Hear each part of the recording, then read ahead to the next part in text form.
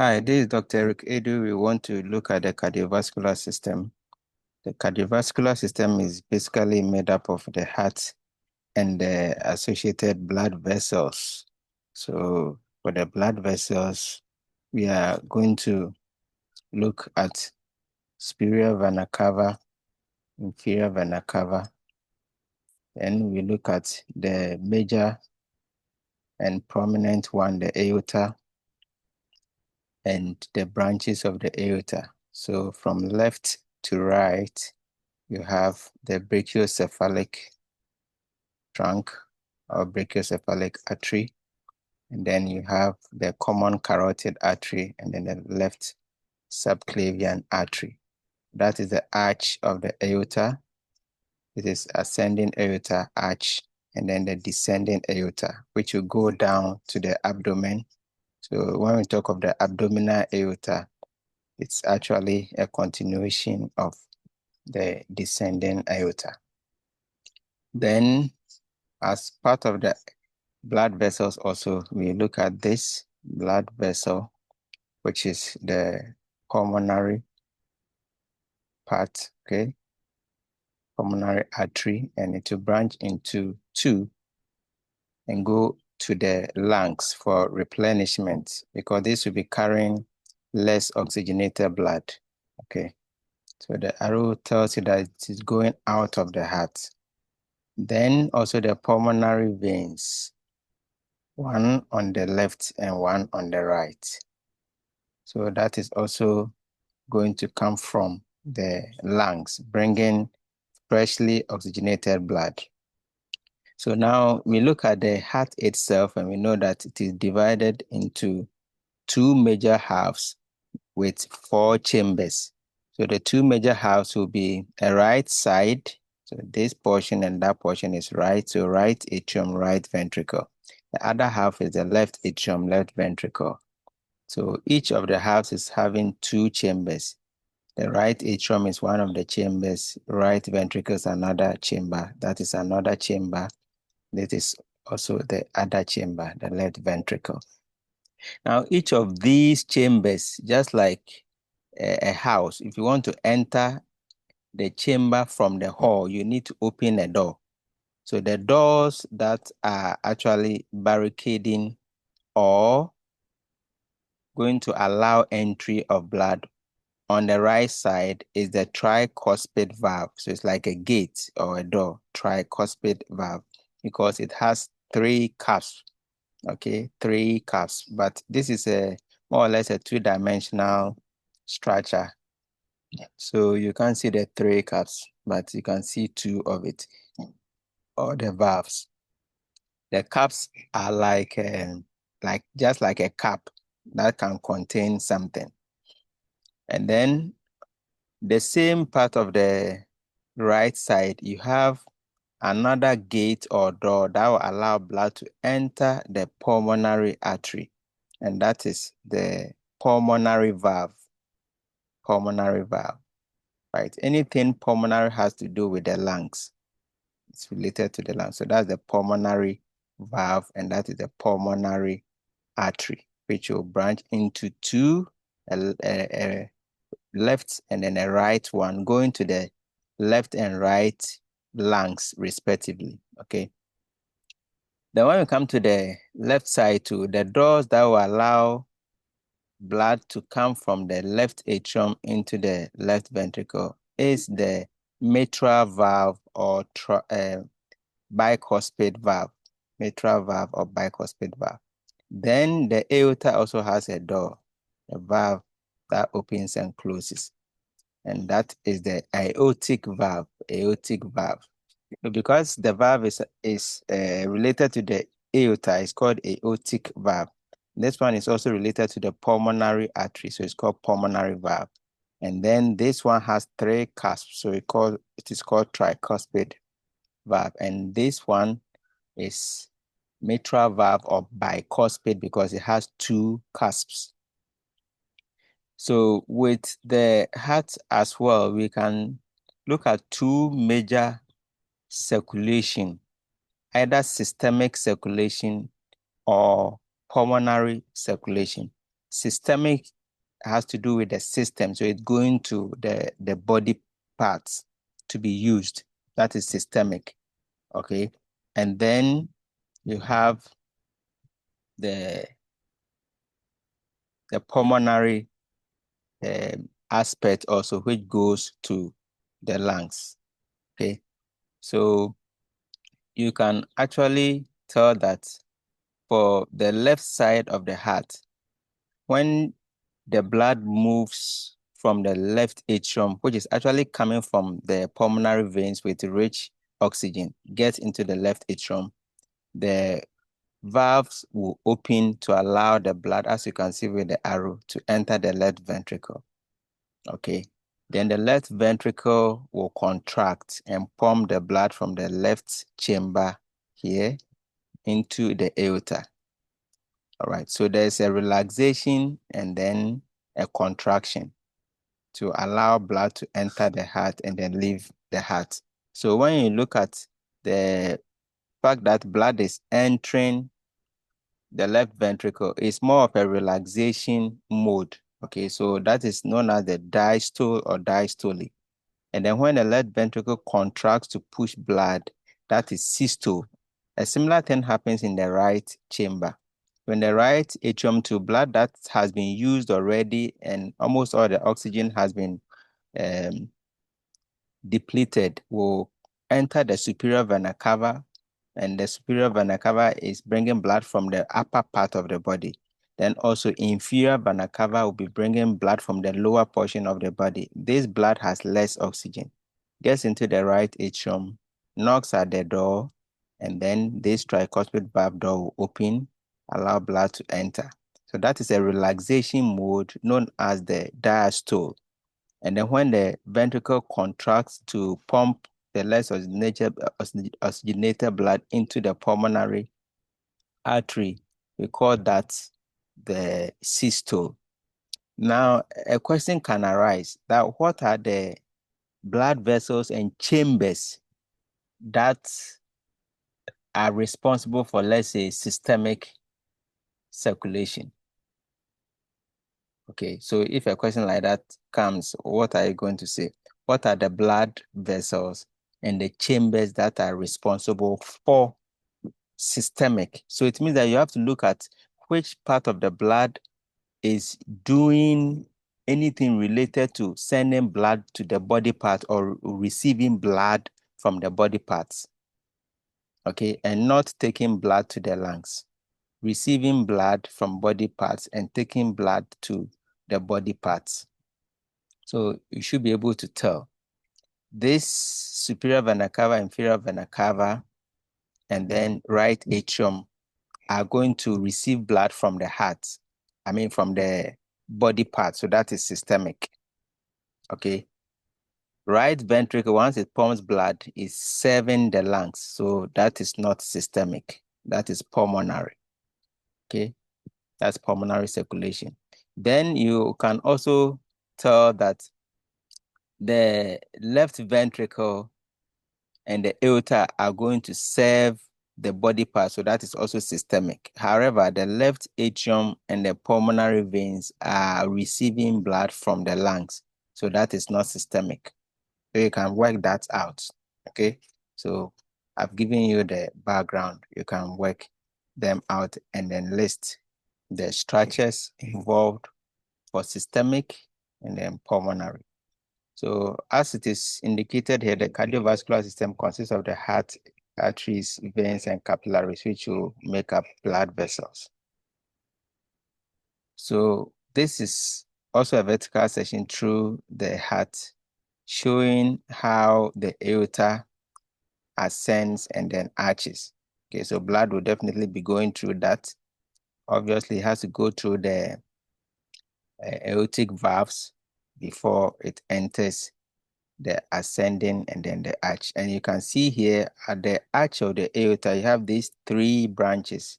That's the brachiocephalic artery, common carotid artery, which is the left one, and then subclavian artery, also the left one. Okay, because this part is related to the left part of the heart. Now the cusp I was talking about, okay, is, which will form the valves. It looks like something like that. And even more clearly like this. So it's formed something like a cup, the cup for drinking water or whatever. But when you look at it from the top, you see that this is more like a convex, structure with a hollow or lumen, not a lumen per se, but there's a depression, okay? So it's like a fossa inside it, right? These are tendinous structures that hold the valves, all right? So basically that is how the heart looks like. These are papillary muscle that will hold these tendinous structures, okay, which will either allow blood to enter or not. So when they close, you hear a sound, okay? And then when the aortic and then pulmonary valves also close, that one also makes a sound. But the sounds that that is the aortical,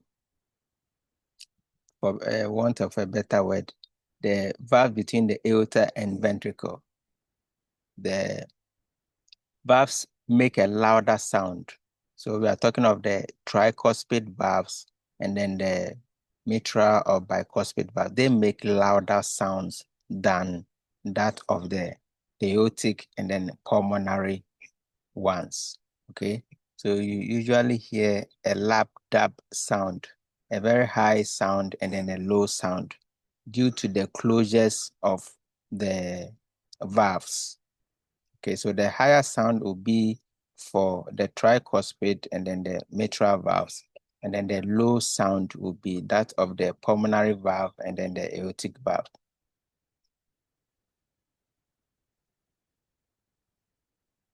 So basically, that is what it is. In the superior vena cava, that is going to open into the right atrium. Inferior vena cava is also going to open into the right atrium. So there's a common opening there. Then obviously you also have the right pulmonary artery, and then you have the left pulmonary artery. These are sending blood which has less oxygen to the lungs to be replenished. That is a right pulmonary vein carrying rich oxygenated blood from the right portion of the lungs. Remember, the lungs has a left portion and then a right portion. We'll be looking at the lungs after the cardiovascular system, and then you can link the two. So that is the left ventricle. Obviously, the cardiac muscles here are thicker than that of the atria. Okay, so note that as well.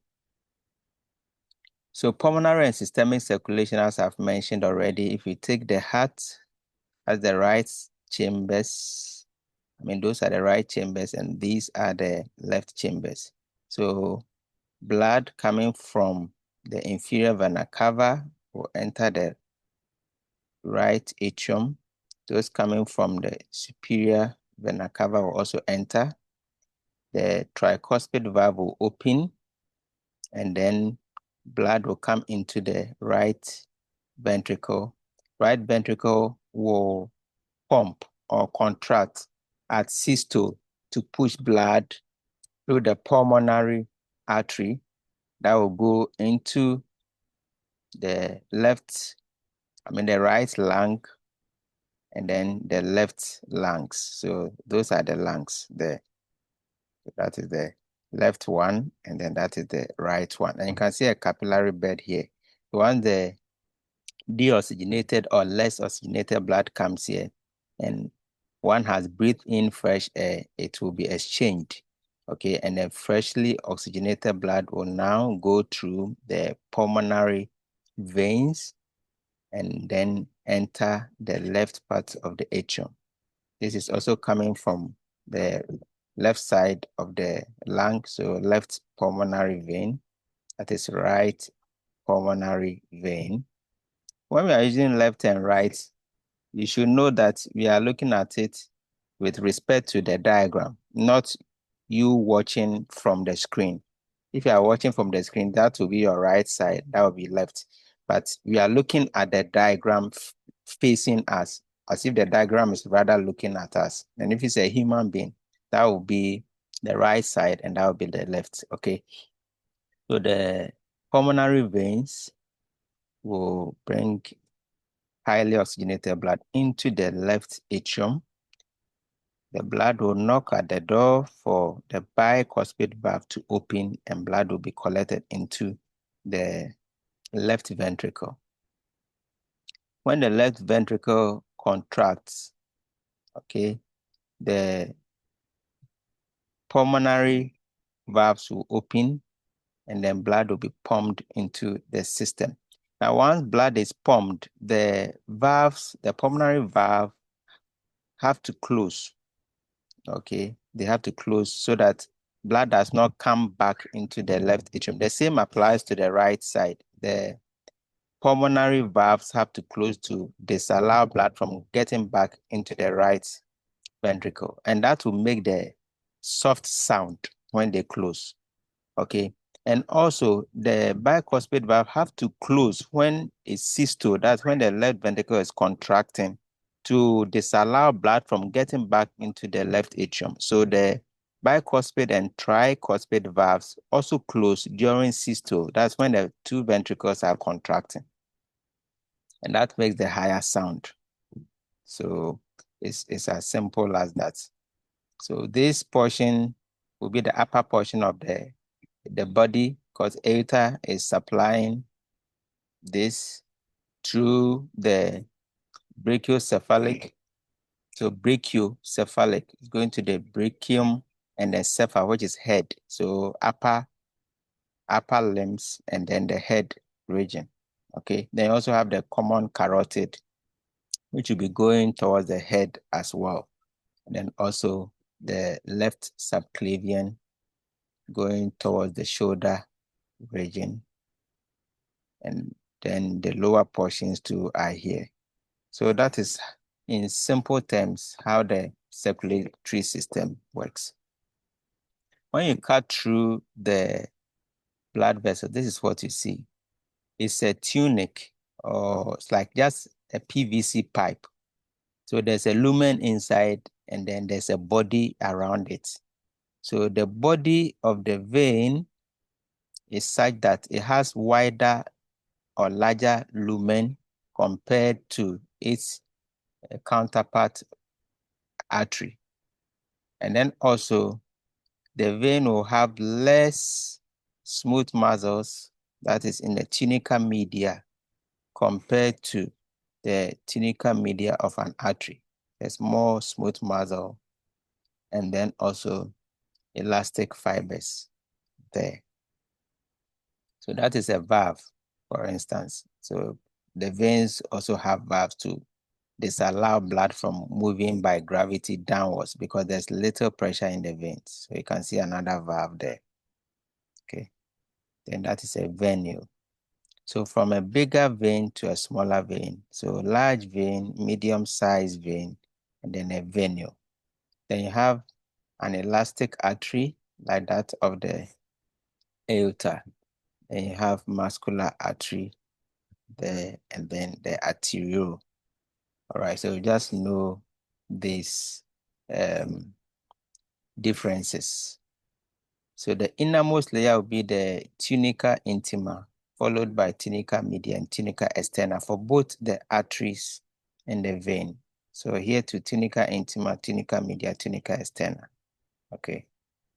And that's what you have to know for now. This is a longitudinal section. So you can see the tunica intima there, made up of the endothelium, which is the lining epithelium of the artery or the blood vessel, subendothelial layer, internal elastic lamina, that's the tunica media, made up of the smooth muscles and elastic fibers.